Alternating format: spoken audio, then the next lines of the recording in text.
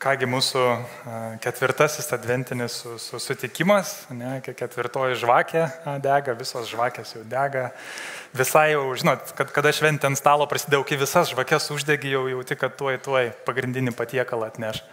Tai taip ir mes tuoj už kelių dienų ragausim tą pagrindinį patiekalą, džiaugdamėsi mūsų viešpaties atėjimu pas mus. Ir mes keliaujame per šio advento laikotarpį, skaitydami psalmes. Šiandieną taip pat žiūrėsime į vieną iš psalmių. Tai bus 132 psalmė. Po truputėlį galite atsiversti. Ir psalmėje matysime šitoj tokius pirmoji daly maldininkas, keliaujantis. Psalmė vadinasi maldininkų kelionės giesmė. Tai maldininkas keliauja, galbūt į Jeruzalę, kaip piligrimas švęsti šventės, galbūt šiaip kažkur, kelionėje giedama tokia daina, giesmė. Ir pirmojos pusėje maldininkas kalba, prisimena Dovydą, prisimena skrynę, prisimena, kaip Dievas atėjo ir prisimena Dievo pažadus. Dievo pažadus,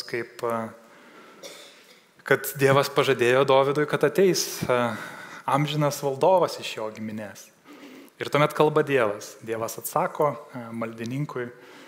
Ir šitą psalmę tokia pilna dėkingumo, joje galėsime matyti ilgesį, galime matyti pasitikėjimą Dievo pažadais, galėsime matyti džiaugsmą, kuris kyla pamatant, koks nuostabus yra Dievas.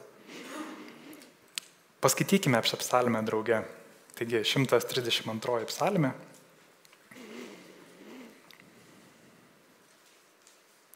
Viešpatie, atsimink Dovydą ir visą jo vargą.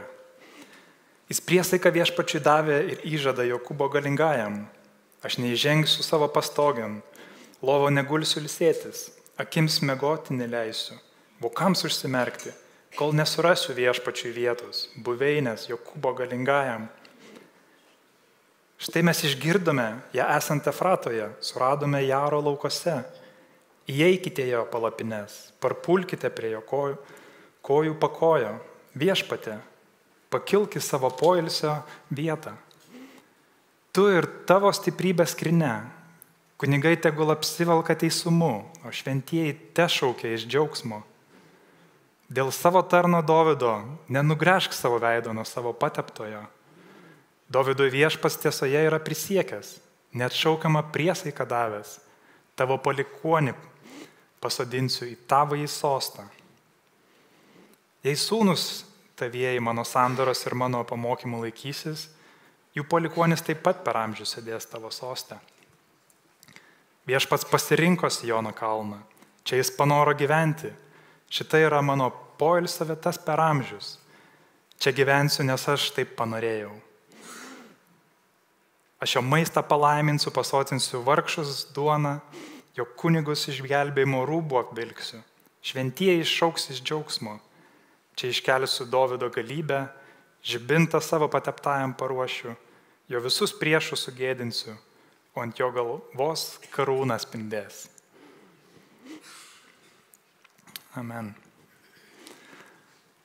Giesmininkas eina, ir gieda šitą giesmę prisimindamas Dovydą.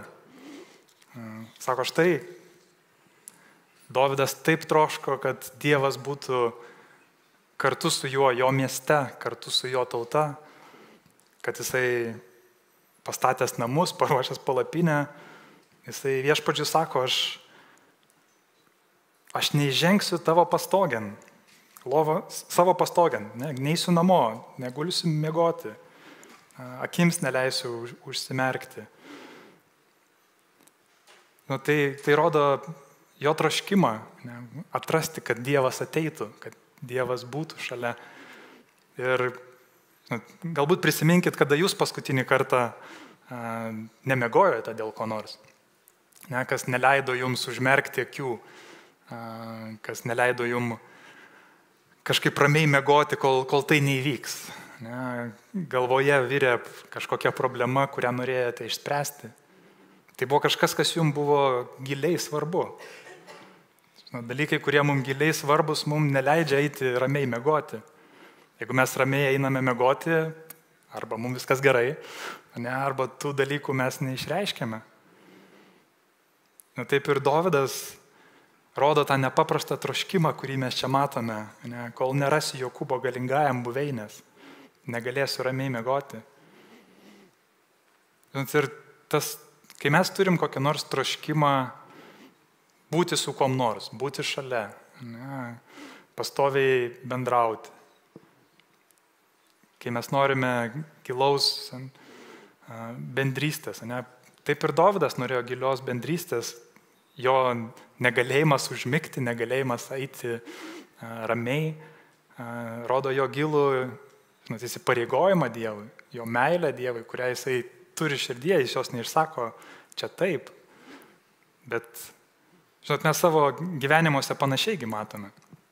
Kai, tarkim, kai žiūrime, kai santuokos įžadus, atsistoja nuotaka, sutuoktinis būsimas ir sako priesaiką vienas kitam. Sako ir gerų metų, ir blogų, ir lygoj, ir sveikatoj. Mus tai jaudina, nes mes matome tą pažadą, kuris yra duodamas dėl to, kad jie nori gyventi amžinai bendrystėje. Dėl to jie duoda šitos įžadus.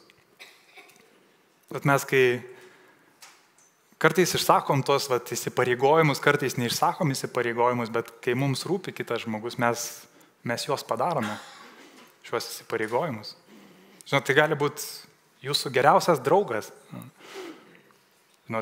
kuriam jūs galite vidury nakties paskambinti ir jisai tada, kai nesumerkėt akių ir negalite ramiai užmigti, tai mes matome tuos atspindžius, kaip pasiaukojimas kažkieno dėl meilės yra parodomas. To gal senelių ir anūkų santykis. Seneliai anūkus myli besąlygiškai. Anūkai daro ir gerų, ir blogų dalykų, bet senelis tikrai naktį atsikels, jeigu reikės, ir nuvažiuos, kur reikia nuvažiuoti. Taip, tarsi tie atspindžiai tokie maži, to, ko Dovydas trokšta kartu turėti su viešpačiu, su Dievu, su ta bendrystė turėti. Ir ši meilė atspindi Dievo ištikimybę mums. Kaip mes turėtume trokšti. Galbūt žiūrėkime į Dovydą ir galvokime, kaip aš turėčiau trokšti Dievo, kad jisai ateitų. Kad jisai būtų su manim, mano širdyje, mano mieste. Kai tas ilgesys toks didelis, galvoju, kaip čia pastatyti tuos namus. Kaip čia padaryti, kad Dievas gyventų mano namuose. Ir būna laikini namai, kartais būna stiprus ir nelaikini namai. Aš prisimenu vieną kelionę su savo geru draugu, prieš kiek metų jau ėjome ilgą kelionę kalnuose ir, buvom jau aukštai užkilę ir staiga pamatėme, kad iš kito kalno ateina audros debesis. Ir suprantame, kad turim 15 minučių, kol gausime vėjo tiek, kiek reikia ir kiek nenorim ir kiek nereikia, gausime daug lietaus. Tai truks minimum pusę valandos iš to, kokį mes debesį matom. Mes staiga apsidairom aplinkui, o ten nieko nėra. Mes tokioj kylančioj plynė ir po to labai staigiai viršų dar reikia eiti. Tai suprantam, kad mažiausia valandą laiko mums reikės kilti, kol pakiltumėm iki viršūnų, ne viršūnės kalno, bet perėjos, kur stovi užeiga tvirta, akmeninė, bet sakom, niekaip mums čia nepavyks. Taigi, ką mes darom? Mes renčiamės laikinus namus, olos nėra jokios, išsitraukiam greitai, kuprinėse turėjom šitą palapinę, bet mes per kokias 5 minutės tą palapinę greit sustatėm, iššokom patys į palapinę ir laukiam to lietaus. Ateina jis už tų kelių minučių ir pila taip, kaip aš turbūt daugiau nesu kur jautęs, kaip tai pila. Nors galbūt buvau tvirtuose namuose, kai tai vyko, ir tai tuomet būna kitaip pojūtis. Žinot, mes dviese su tuo draugu dvivietiai mažoj palapiniai, atsisėdę sėdim, ir pučia taip, kad koliukai nuo šokinėja, tai mes taip prisėdę tos koliukus prie žemės laikom, kad mūsų čia nenupūstų. Ir taip pusę valandos mes tose laikinuose namuose gyvenom, Galite įsivaizduoti palapinę, kai pučia vėjas, jinai visa plazda. Įdomus jausmas, pasakysiu jums taip. Toks nei labai baisu, nei nebaisu, nei nežinai, toks kažkoks keistas. Žinot, baigėsi viskas gerai, mes susipakavom, toliau keliavom tą valandą iki tos užeigos, bet žinot, jausmas buvo visai kitas, kai mes atsisėdome toje užeigoje. Prie stalo užsisakėme maisto šilto ir saugiai ramiai sėdėjome. Žinot, tai visiškai ir nesvarbu, ar ateis kita ar neteis audra pakeliui už to kalno, kur nežinai, kada pasirodys ta audra.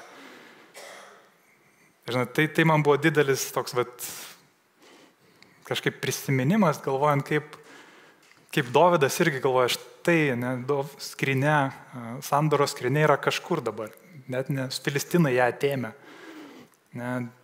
Štai palapinė, galiausiai Dovydas sako, pastatykime šventyklą, jo sūnus Saliamonas pastatys šventyklą ir ta skrynia bus įnešta. Mes galim pasvarstyti, kokius tos namus mes statome savo širdyje Viešpačiui. Kiek mes trokštame Dievo buvimo savo gyvenime. Žinot, kaip mes galim statyti šios namus? Mes galim nuolatiniai bendrystėj, kasdien per maldą su Dievu juos statyti. Mes galim nuolankiai ir ištikimai tarnaujant Viešpačiui, būdant jo darbose. Taip mes statome, žinot, plytą po plytos tuos namus, į kuriuos ateina Viešpats. Viešpats ateina į mūsų gyvenimus.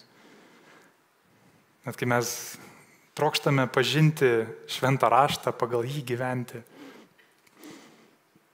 kai mes nuolatos ateiname atgailoj pas Dievą, vėl susitaikom su juo. Bet kai parodom meilę artimui, tai irgi vienas iš tų Dievo namų statybos įrankių. Kaip Jėzus mokė, ką padarei vienam iš jų mažiausiųjų mano brolių, tą jūs padarėte man. Žinot, kai Dovydas taip trokšta ateinančio Dievo. Dievas ateina pas visus, kurie trokšta Dievo. Dievas pas juos ateina. Jis jų neapleidžia. Žiūrėkime, skaitom toliau.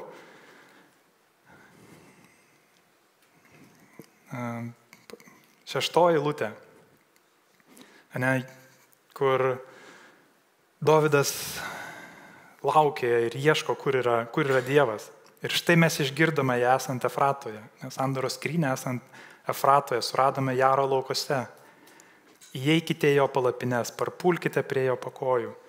Viešpatie, pakilk į savo poilsio vietą, tu ir tavo stiprybė skrynia. Kunigai tegul apsivelka teisumu, šventieji tešaukia iš džiaugsmo.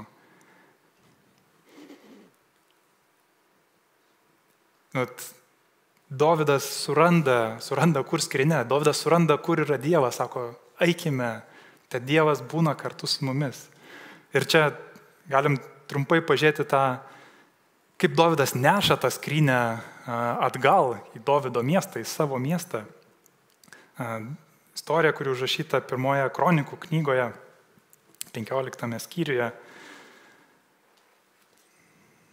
Dovydas sako, aš tai pasistačiau namus, kur gyvenu, pastačiau palapinę Viešpačiui ir eikime atsinešti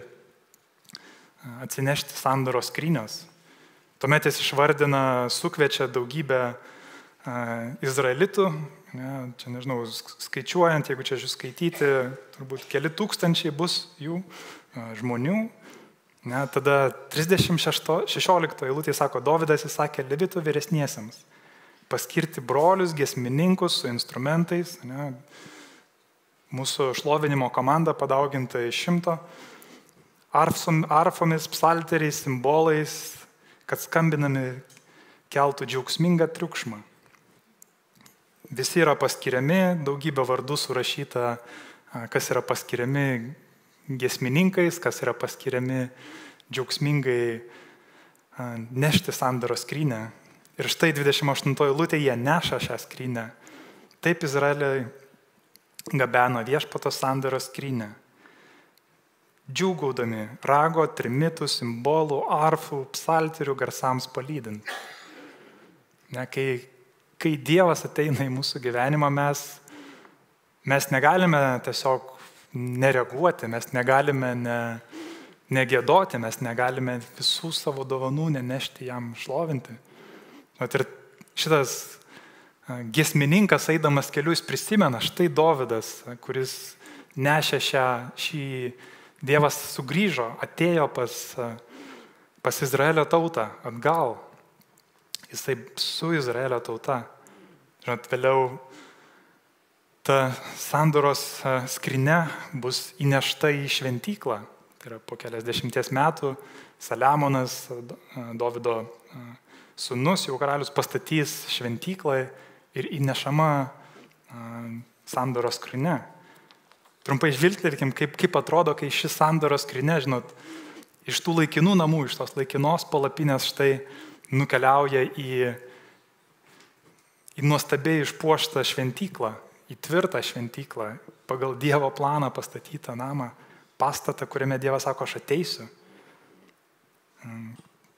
Pirmoje Karalių knygoje, 8 skyriuje, mes skaitome tą epizodą, kaip tai atrodė. Štai nuo 6 eilutės. Kunigai, įneškite viešpatės sandoros skrynę į šventų švenčiausioje po cherubų sparnais. Cherubų sparnai buvo išskleisti virš skrynios ir cherubai dengė skrynę bei jos kartis. Kartis buvo tokios ilgos, kad jų galai buvo matomi šventykloje, tačiau iš laukoje nebuvo matomi. Jos ten pasiliko iki šios dienos. Skrynioje buvo tik 2 akmeninės plokštės, kurias Mozė įdėjo Horebe, kaip viešpats padarė sandorą su izraelitais, jiems išėjus iš Egipto krašto. Kunigams išėjus iš šventyklos, debesis pripildė viešpaties namus, taip, kad kunigai negalėjo tarnauti dėl debesies, nes viešpaties šlovė pripildė viešpaties namus. Taigi, kai ateina viešpatis, pripildo mūsų namus. Žinot, viešpats pripildo šiandieną mūsų širdies namus. Žinot, šiandieną ši šventikla yra kiekvieno, kuris tiki širdyje. Žinot, kai Dievas ateina į tikinčiojo širdį, kai jis ją pripildo, ne, kai nusileidžia šitas debesis kartu, galima te šlovinti ir garbinti jį. At kai mes padarome jį savo gyvenimo centru, tuomet kyla daugybė šlovės, taip kaip giesmininkas čia gieda ir džiūgauja matydamas šį nuostabų vaizdą. At kvieskime viešpatį savo kasdienėme gyvenime, ieškokime jo maldoje, ieškokime jo žodyje.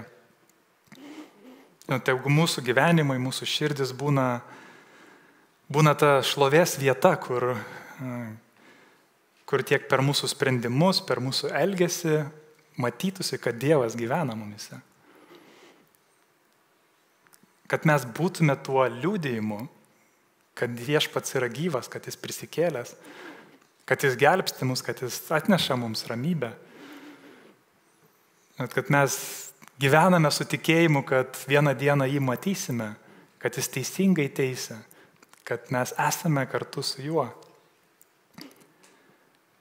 Ir šis giesmininkas, pažiūrėkime toliau, ne, jisai tarsi sako, štai laukiau ir štai jo lūkestis, jo ilgesys yra išsakomos 10, 11, 12 eilutėje, prisimenant viešpaties pažadą, sandorą, kuri negali būti neįvykdyta, nes viešpats pažadėjo. Taigi psalmėje štai 10 eilutė sako, dėl savo tarno Dovydo nenugręžk savo veido nuo savo pateptojo. Dovydui Viešpats tiesoje yra prisiekęs, net šaukiamą priesaiką davęs. Tavo palikuonį pasodinsiu į tavą į sostą. Jei sūnūs tavieji mano sandoros ir mano pamokymų laikysis jų palikuonių, taip jų palikuonis taip pat per amžių sėdės tavo sostą. Giesmininkas sako, prisimink, ką tu pažadėjai Dovydui. Žinot, nors psalmė greičiausia parašyta dar Dovydo laikais, bet jinai buvo toliau giedama ir po Dovydo. Ir po daugelio metų, kai tauta buvo ištremta į Babiloną. Kai Dovydo anūkai, kurie nusigręžė nuo Dievo, jiems neįvyko taip, kaip Viešpats sakė, jei sūnūs tavieji sandoros ir mano pamokymų laikysis. Jie nesilaikė sandoros, jų neliko toj karalių linijoje. Bet štai giesmininkas sako, bet Viešpate, tu pažadėjai atsiųsti gelbėtoją, karalių, kuris bus amžinai, tu tai išpildysi. Negali būti, kad tu savo žodžio nesilaikai. Nes Viešpats visuomet laikosi savo žodžio. Jisai laikosi savo pažadų. Ir čia mes, prisimenam už kelių dienų, vėl prisiminsime apie tai, kad šis karalius atėjo. Kad karalius gimė. Jėzus Kristus Mesijas, mūsų gelbėtojas, jisai gimė į šią žemę. Bet tai matome jau Naujajam testamente, štai pradedam matyti tai. Prisiminkime angelo žodžius pasakytus Marijai. Kai angelas ateina pas Mariją, ką jisai sako? Štai Luko 1 skyriuje, 30 eilutė, kas atsivertė, seksit. O angelas jai tarė, nebijok Marija, tu radai malonę pas Dievą. Štai tu pradėsi įsčiose, pagimdysi sūnų, kurį pavadinsi Jėzumi.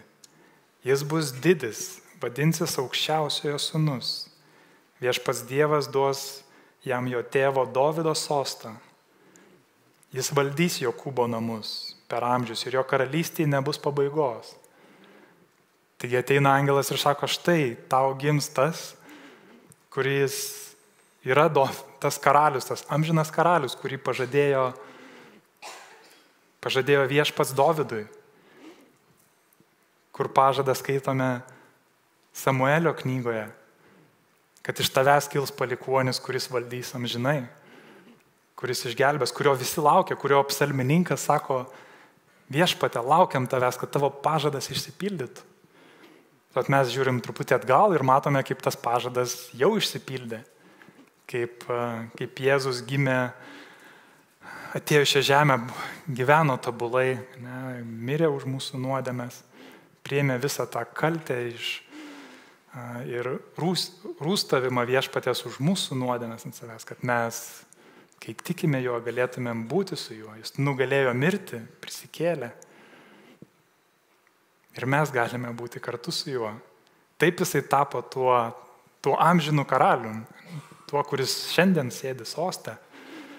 Net kaip Dovydo pažadas, Dievo pažadas Dovydui buvo ta šviesa maldininkui, kad ateis tas karalius. Taip šiandien Kristus, kur mes žinom, kad jis jau atėjo, tas karalius yra švyturys ir ta šviesa mūsų gyvenimo sunkiose situacijose. Net kai mes keliaujame savo kelionėje, kai mes kreipiamės į Viešpatį, įvykdyk savo pažadus, mes žinome, kad jis yra ištikimas.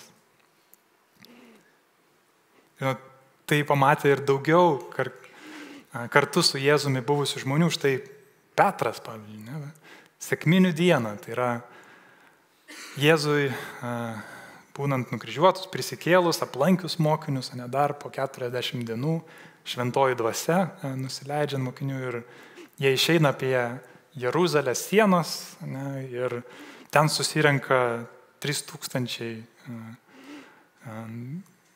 klausančiųjų ir Petras sako pamokslą. Jam sako, štai buvo Dovydas, jo kapą žinome, čia yra netoliese. Jisai pranašavo apie amžiną karalių ir štai jisai, tas amžinas karalius, tai žinokit, izraelitai, kad Dievas padarė viešpačiu ir Kristumi tą Jėzų, kurį jūs nukryžiavote. Tai sako, štai tas, kurį jūs nukryžiavote prieš mėnesį, jis yra tas karalius, jis jį padarė viešpačiumi ir karaliumi. Jisai sėdi sostą, jisai teisingai teisia. Žinot, Evangelijos žinia čia aiški. Dievas laikosi savo pažadų. Dievas siunčia pats savęs, ateina pas mus. Jis siunčia Mesiją, atneša mums atleidimą, atneša mums sutaikinimą su Dievu, atneša mums amžiną gyvenimą. Per jį mes iš ties atrandame tikrą ramybę, atrandame tikrą viltį, atrandame tikrą džiaugsmą, tikrą pilnatvę. Jisai mus pripildo gyvendamas mumise, ateidamas į mūsų širdį.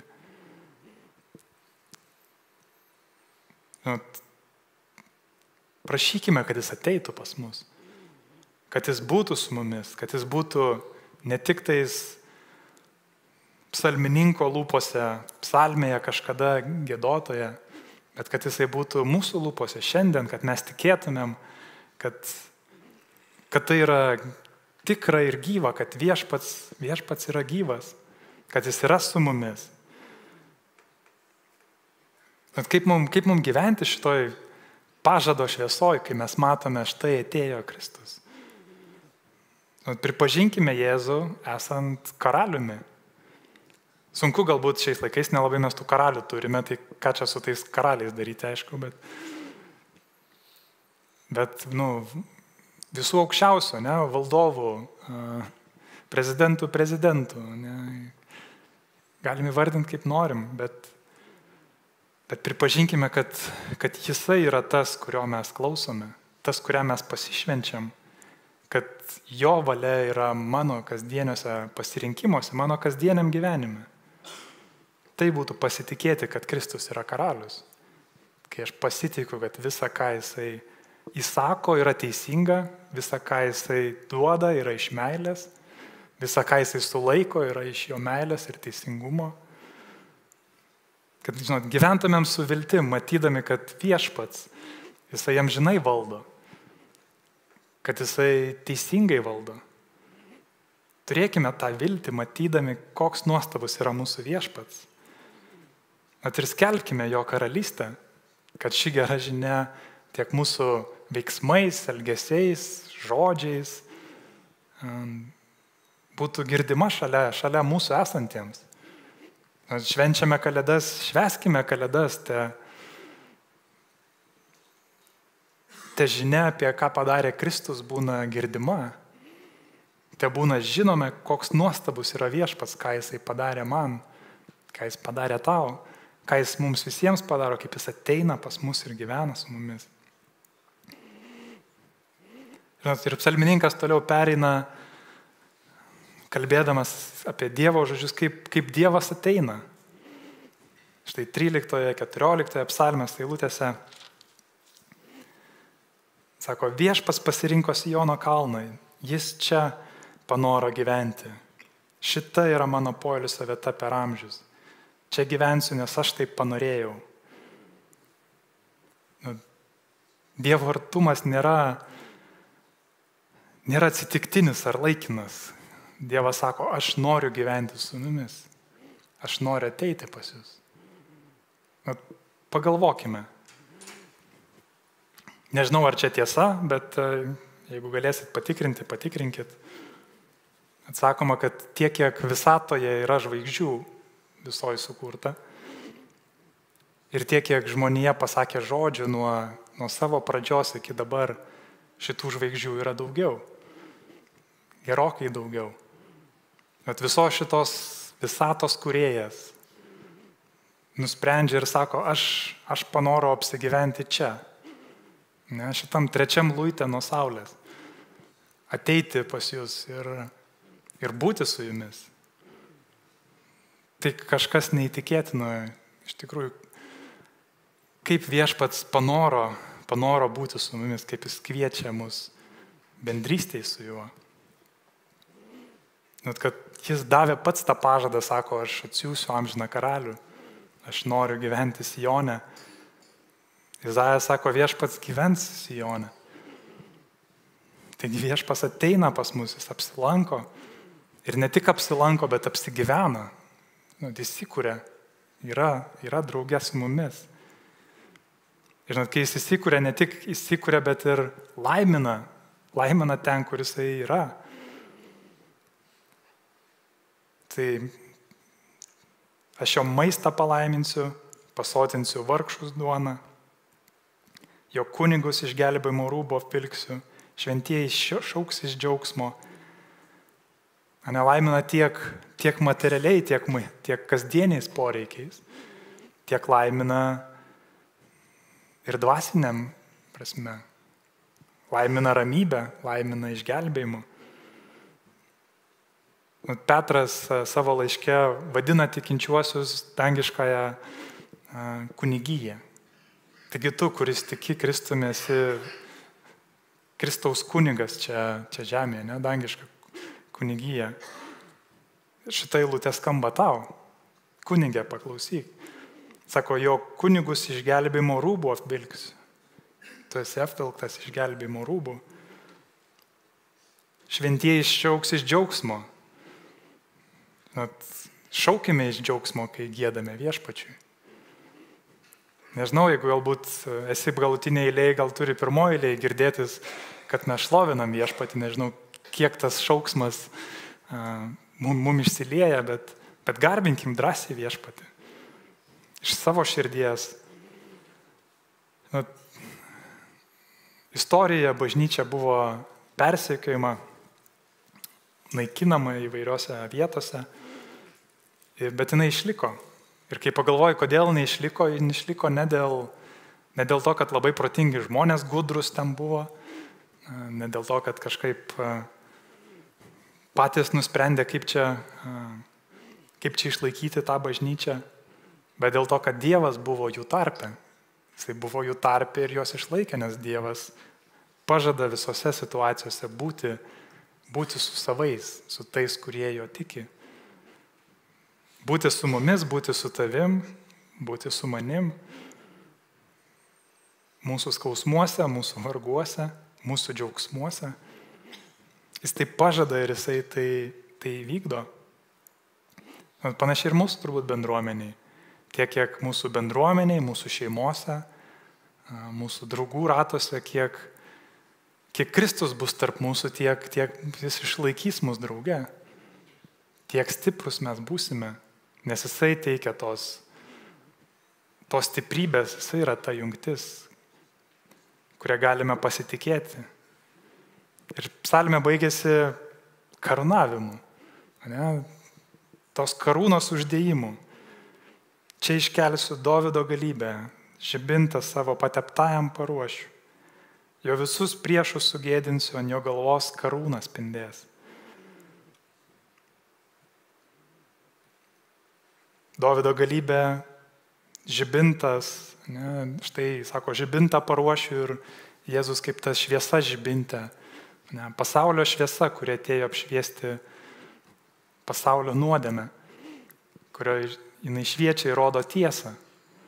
Jėzus kalno pamoksle panašiai sakė savo mokiniams, sako, jūs dabar esate, ne, pasaulio druska, pasaulio šviesa, bet mes pasaulio šviesa ne dėl to, kad mes čia kažkokie labai šviesus, dėl to, kad mes žiūrime į tikrąją pasaulio šviesą Jėzų Kristų, kuris išgelbėjo mus ir jį atspindime. Tiesiog darome tai, ką matome jį darant. Bet jis yra ta pasaulio šviesa. Jis yra tas, kuris suteikia išgelbėjimą. Tas, kuris teikia ramybę, tas, kuris karaliauja amžinai. Ir jis yra tas amžinas karalius. Jisai nugalėjo nuodėmę, jis nugalėjo mirtį, nugalėjo tamsą, visas tamsos jėgas. Kai čia skaitome, visus priešus sugėdinsiu. Tai tiek žemiškasias valdžias, tiek dvasinės jėgas. Visos jos bus po Kristaus kojomis. Paklus Kristui, kitaip tariant. Nes jis yra tas, kuris paima mano nuodėmę, tavo nuodėmę. Jis yra tas, kuris suteikia mums naują gyvenimą, kuris atnaujina mūsų širdį. Dėl ko mes džiaugiamės Kalėdom, nes Kristus atėjo ir jisai išgelbėjo mus. Tikint juo mes esame pašaukti amžinam gyvenimui su juo. Jisai suvienyja mus su Dievu. Tai nėra tik ta politinė, bet ir dvasinė pergalė, kurią mes matome. Nes Kristus yra gelbėtojas, mūsų gelbėtojas.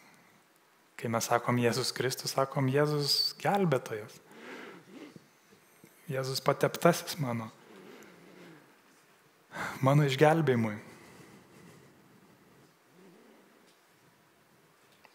Ši pabaiga yra ne tik raginimas džiaugtis Dievo pergalėmis, bet ir pripažinti Viešpatį mūsų gyvenimo karaliumi. Pripažink, kad Jėzus yra tavo gyvenimo viešpats. Šiandien. Kad jis apšviečia mūsų gyvenimo tamsias kertes, kad jis jas išvalo, kad jisai kaip keitė Izraelio tautą, taip keis ir mus. Ir kad jo amžinybė bus amžina.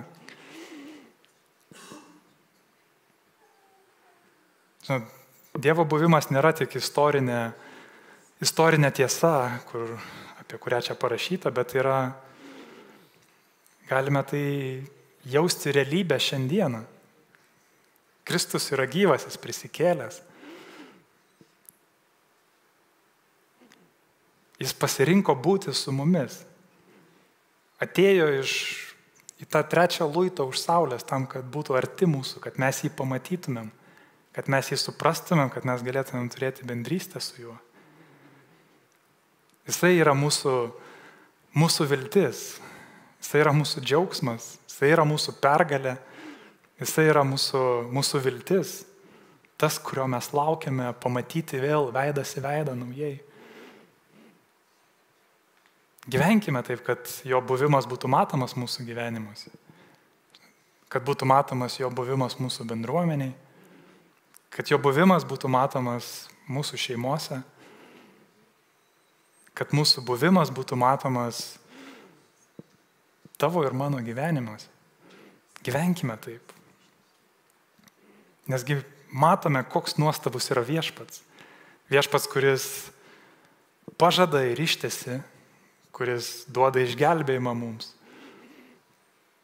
kuris ateina ir apsireiškia žmoguje, kad mes jį pamatytumėm ir suprastumėm, koks yra Viešpats. Ir kad galėtumėm turėti tą bendrystę kartu su juo. Negalėtumėm ramiai sumerkti akių, jeigu Viešpats nėra su mumis. Galvotumėm, kaip Viešpatį turėti arti savo širdyje. Štai ką mūsų psalmininkas, eidamas keliu, mums primena. Žinot, eidami keliu galim prisiminti tą psalmę irgi galbūt, ką Dievas padarė.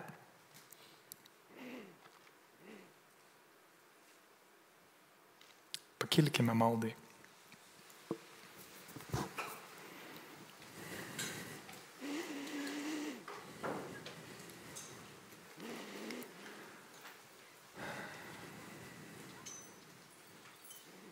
Viešpatie, Kristau, šventoji dvasia, padėk mums turėti tokią širdį kaip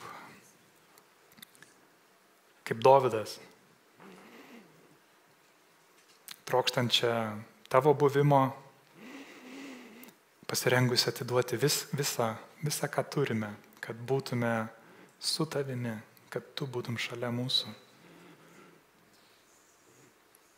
Padėk mums būti tavo poilsyje. Padėk mums leisti tavo Viešpatį gyventi ir veikti mūsų širdise, mūsų gyvenimuose. Kad tavo buvimas suteiktų mums šviesos, kad suteiktų ramybės, kad suteiktų viltį kiekvieną dieną. Dėkojame Viešpatie tau už tavo amžinus pažadus, kuriuos tu mums davei, kuriuos tu įvykdai. Padėk pasitikėti tavim, gyventi pagal tavo tiesą. Viešpatie, padėk mums dalintis gera žinia, Evangelijos žinia su pasauliu, su aplinkiniais. Ačiū tau, Viešpatie, kad pasirinkai gyventi tarp mūsų, būti ir vaikščioti tarp mūsų. Tegul šis buvimas pripildo mūsų širdis, pripildo mūsų bendruomenę, pripildo mūsų šeimas. O Viešpatie, padėk mums gyventi tavo šloviai, tavo garbiai, liudyti tavo tiesą, skleisti tavo meilę. Prašom to, Kristau. Ir šlovinam tave, Viešpatie. Amen.